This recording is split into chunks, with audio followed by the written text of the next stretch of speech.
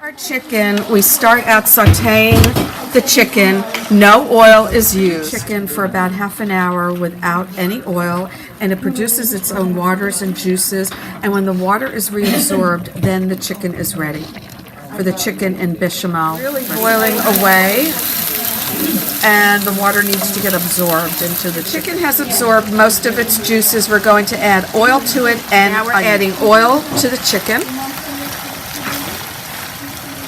Add the onions to the chicken with 1 cup of olive oil. Stir the onions and the chicken.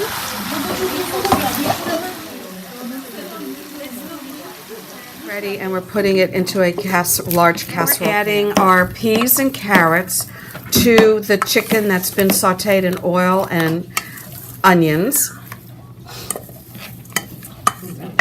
Some salt to the chicken. Pepper. Blend the spices in the chicken mixture.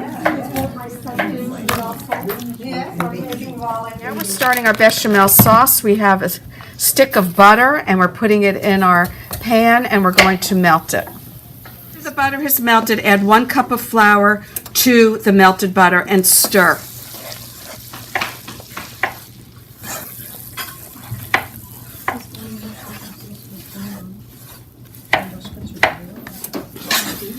Okay, the secret to not having lumps in your bechamel sauce is that you lower the temperature after you add your flour and you're stirring. You also use cold milk and you stir constantly to the flour mixture, stirring constantly so that you don't get any lumps in your sauce. Stir as you add your milk. Very important. So you have a nice smooth sauce. A whisk is good to use also. You want to stir to get rid of those lumps.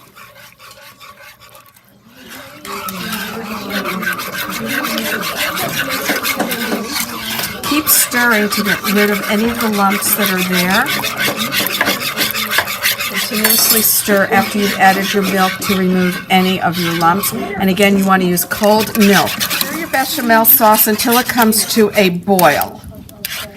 And that will also help cook out some of the flour. Pepper to your bechamel sauce.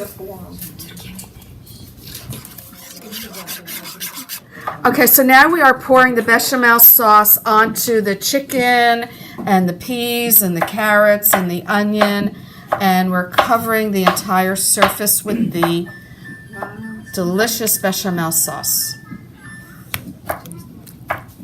Our chicken with bechamel sauce into the oven, and once it starts bubbling, we're going to put some mozzarella cheese. It's about ready, but now that it's golden brown, we're going to put some mozzarella cheese on top. Shredded mozzarella cheese to the bechamel chicken, and we're going to put it back in the oven to bake some more until the cheese is melted. The bechamel sauce is now finished. The mozzarella cheese has melted, and it's bubbling, and the top is golden brown, and it's ready to eat.